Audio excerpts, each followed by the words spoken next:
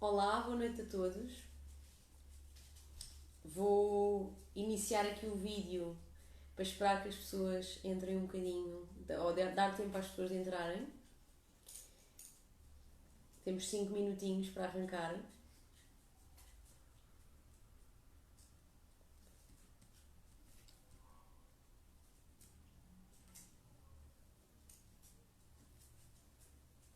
A ver se não temos aqui uma participação especial da Noa, a minha cadela que anda aqui a passar à minha volta.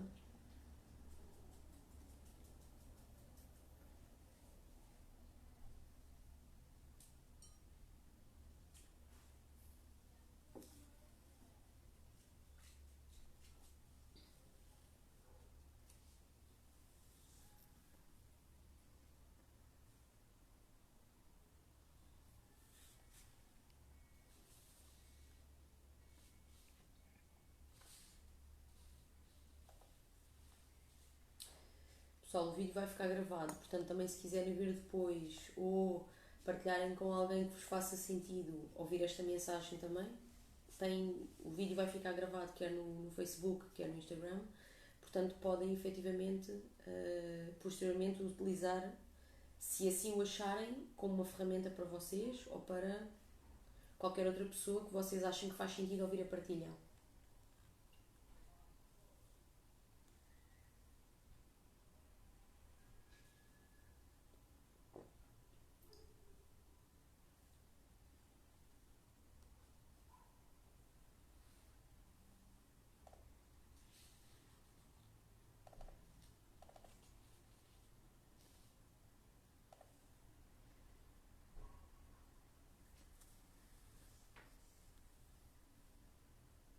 Só aqui buscar água.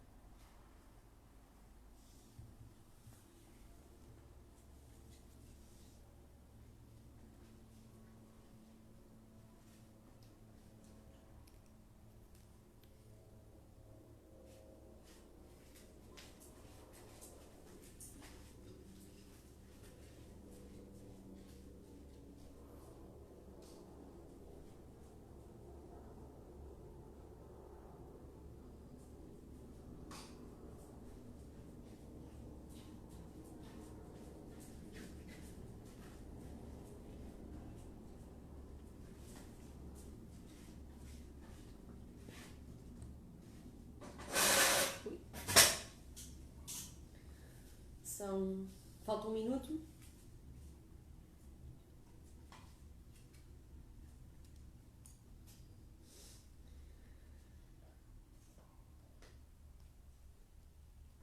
Esta parte é awkward.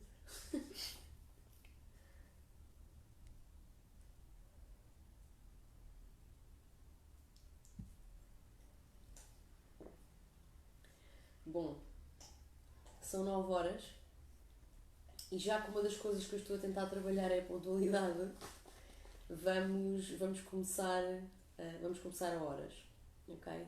Então, muito bem-vindos, quem estiver a assistir agora ou quem assistir mais tarde.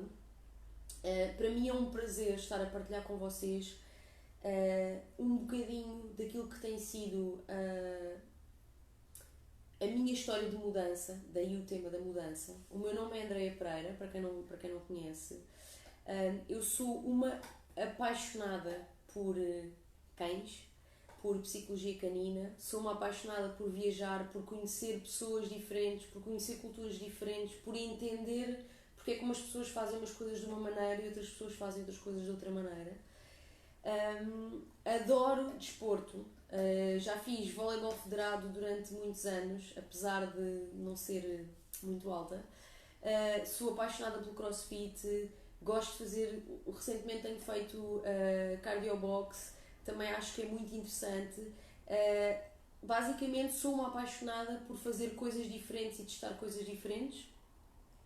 Adoro falar em público. não é uma paixão, era algo que me causava muitos nervos e hoje em dia adoro partilhar de coração aquilo que verdadeiramente me faz sentido. Adoro ler.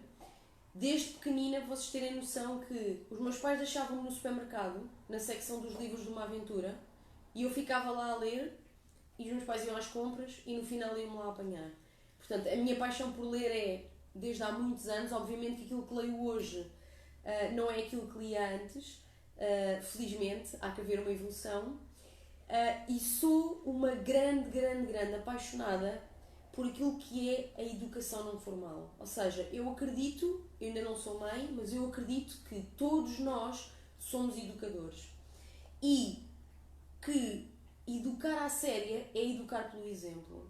E, portanto, para mim, seja educar um animal, seja educar uma pessoa, ou as pessoas que nos rodeiam estão sempre a sofrer uma influência nossa. E é engraçado que eu nem sempre pensei assim, ou tinha esta consciência, mas já partilho um bocadinho com vocês em relação a isso. Para vos dar aqui um bocadinho uma ideia, ora, eu sempre fui, desde os 12, 13 anos, aquela pessoa ou aquela adolescente que sabia exatamente o que queria. O meu pai era bancário e então, desde muito nova, que eu queria ir trabalhar para um banco ou para uma área financeira, que não tinha bem este conceito assim, mas era algo que eu gostava, porque eu ia com o meu pai, em pequenina, para o trabalho dele, punha-me a preencher os cheques, punha-me a preencher os documentos, etc. E era uma coisa que eu achava piada. E como o meu pai sempre me passou também um gosto pelo trabalho, eu cresci a saber que queria ir para a área de economia, depois queria ir para a gestão porque era uma área abrangente, queria ir para uma faculdade onde o ambiente fosse bom, então eu cresci sempre com certezas. Eu não me lembro verdadeiramente de ser adolescente e sentir que tinha momentos de dúvida. E isto é super importante no meu percurso porque eu não me habituei a não saber coisas. Eu não me habituei a ter dúvidas das coisas. Eu não me habituei a saber o que era não ter respostas num determinado momento. Porque quando eu não as tinha, eu provocava uma resposta. Ou seja, eu criava algo para ter a minha decisão tomada. E deu-me, obviamente, facilidades em alguma parte do processo.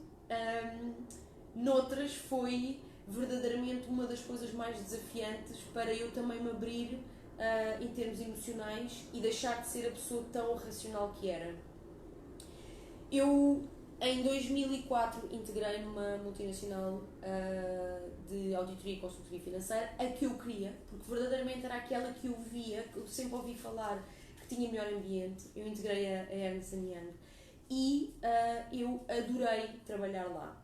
Durante 10 anos eu trabalhei na Ernst, primeiro em Portugal, depois estive em Londres, depois estive em Luanda e depois estive entre Londres, Luanda e Lisboa e eu aprendi imenso. E o motivo pelo qual eu queria ir para lá era porque efetivamente eu queria muito aprender. A mim movia-me a sede de aprender. Não era eu achar que ia ganhar bem, era a sede de aprender. Eu lembro-me de ir a uma entrevista numa instituição pública muito conhecida, que muita gente queria trabalhar para lá, e eu dizia, e ficar, eu dizer, não quero ficar aqui porque eu sinto que não vou aprender muito.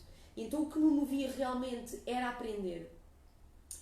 A questão e o motivo pelo qual é o meu grande porquê de querer fazer estas partilhas com vocês é que, como diz o grande John Maxwell, que é um autor que, para quem não conhece, convido-vos a lerem livros sobre ele. É uma pessoa que trabalha muito a liderança nas organizações e não só. É uma pessoa extremamente interessante e com muito conteúdo a aportar. O John Maxwell diz: a mudança é inevitável, o crescimento é opcional. E o que é que eu quero dizer com isto? Ou porquê é que eu trago este tema da mudança? Porque todos nós, às vezes nós não temos esta noção, mas a vida muda. E se nós não temos esta consciência de que as coisas vão mudar, ou de que há mudanças no caminho, não é? Nós muitas vezes parece que vivemos numa bola de que é melhor não mexer em qualquer coisa porque senão pode piorar. A questão é que eu acredito que nada na realidade está estagnado.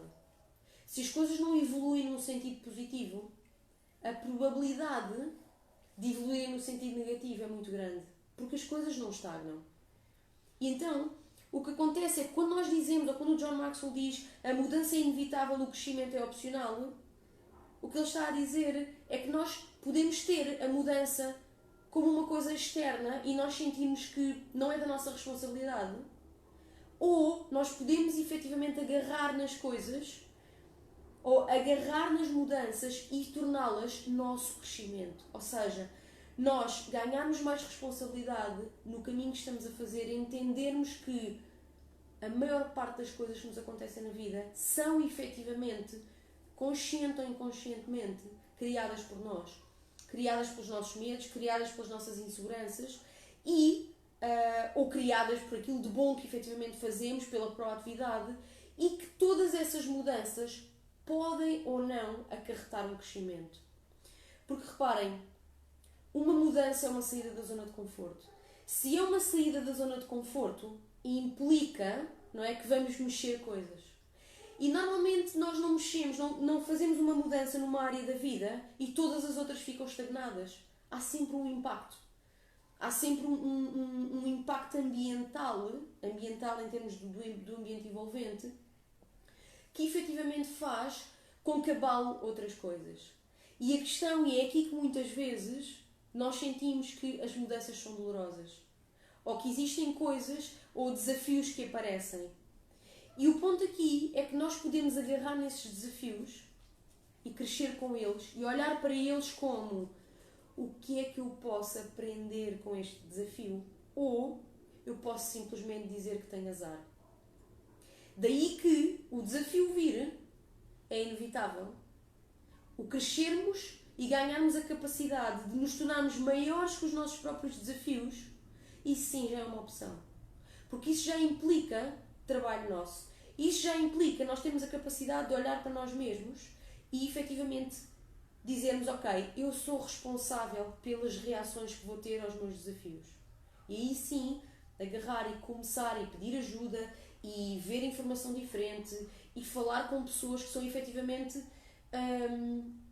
que têm o ónus de nos poder ajudar a dar-nos guidelines, procurar mentores, procurar pessoas que nas áreas da vida que nós estamos a trabalhar efetivamente têm mais conhecimento do que nós e dar-nos passos, ok?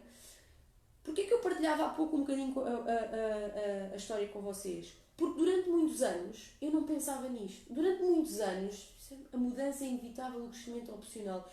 Se calhar até há 5 anos atrás, se me dissessem isto, dizia, ei, lá vem agora aqui uma filosofia ou com uma teoria, porque eu era extremamente racional. Era ver para crer. Se não está aqui à minha frente, não é real. E reparem, no meu background e todo o meu caminho, como eu vos dizia, eu sempre que me propunha a fazer algo, eu andava em piloto automático.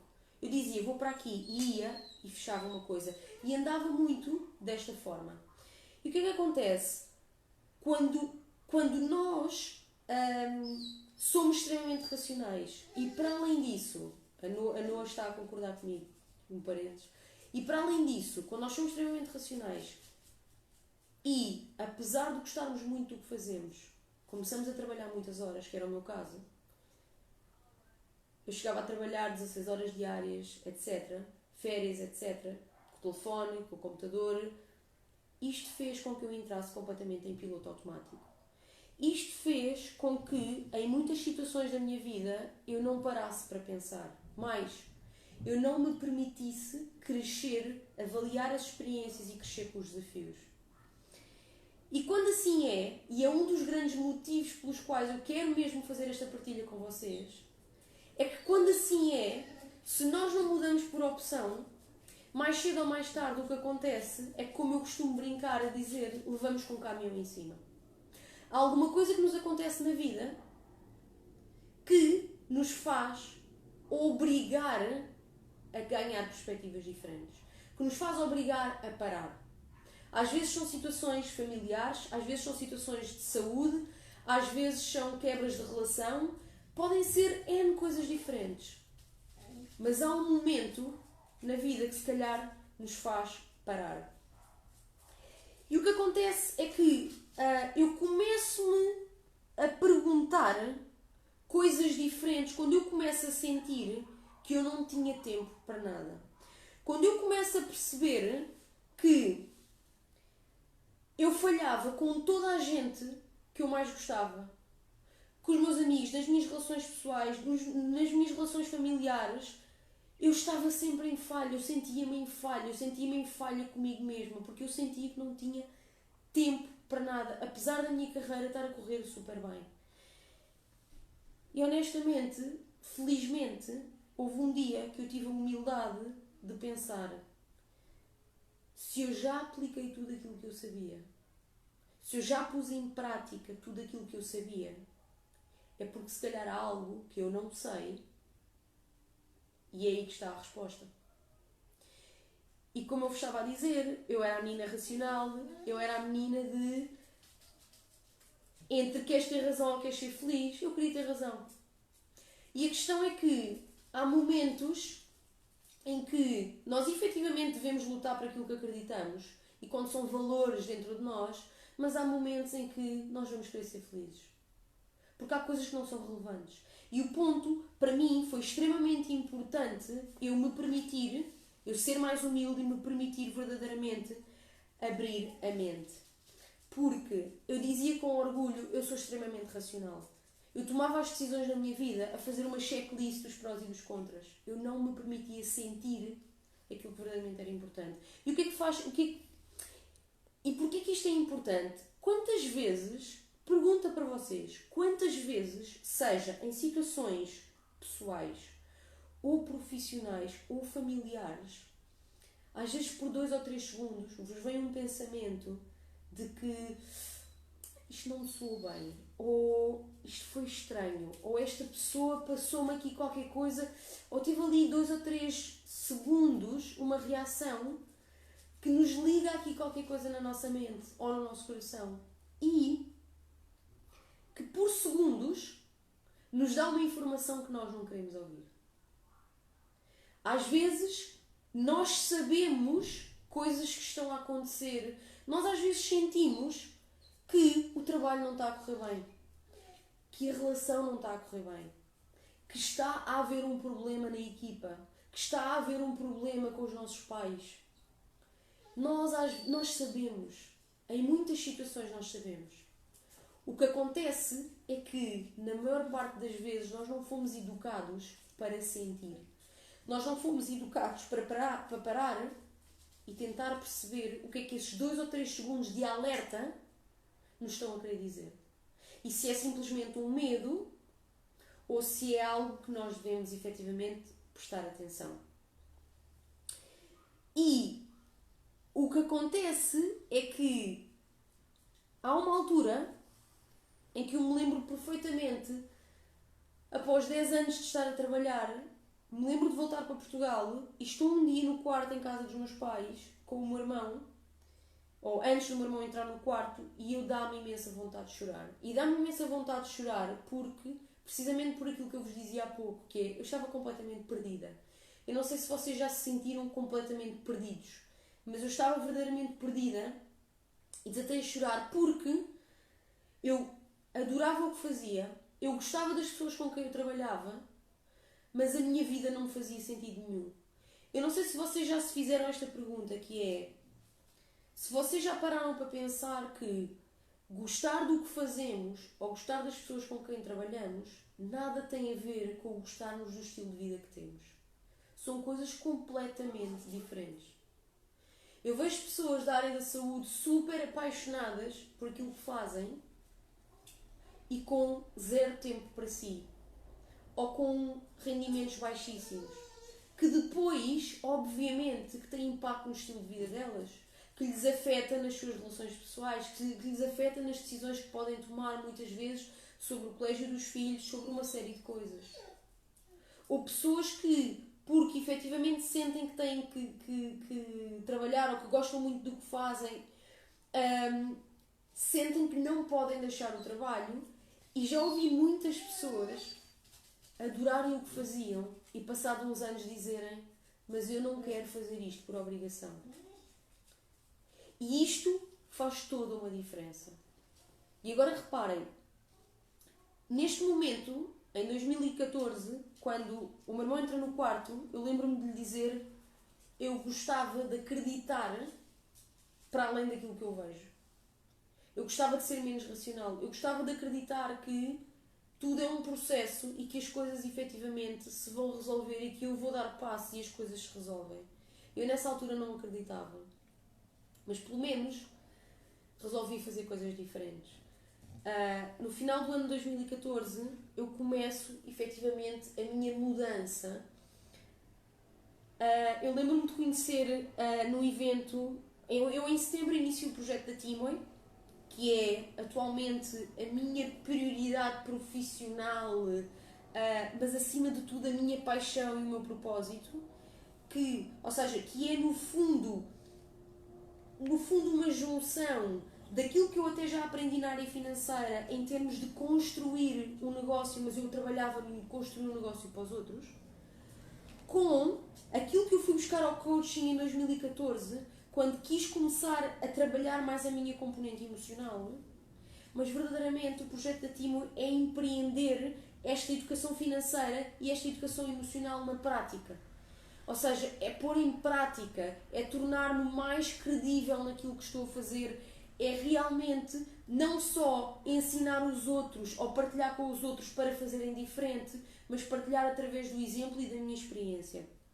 E o que acontece é que em 2014 eu conheço pessoas que me fazem conhecer o projeto da Timoi. A Rita e o Hugo, conheço a Inês, começo a desenvolver um projeto de empreendedorismo feminino com a Inês também. Através desse projeto conheço a Sandra Correia, que há de ser também uma das pessoas que eu hei de entrevistar, que há de ser a nossa primeira grande entrevista. Tudo pessoas que começam a mexer em mim, competências pessoais, que começam a mexer em mim a capacidade de começar a abrir horizontes para aquilo que é fora do meu racional. E o que é que acontece?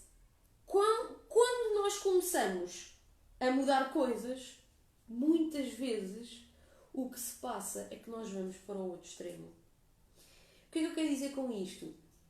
Eu queria deixar de ser racional. Isto não faz sentido, porque é importante sermos racionais em muitos momentos.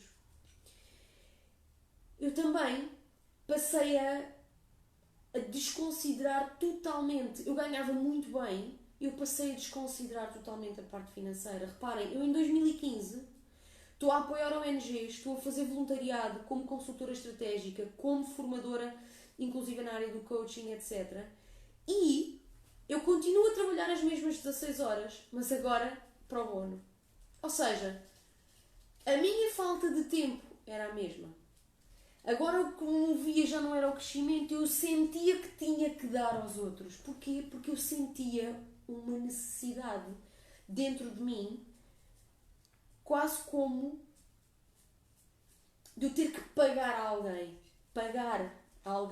E eu começo a renegar aquilo que é verdadeiramente a importância de ter capacidade financeira.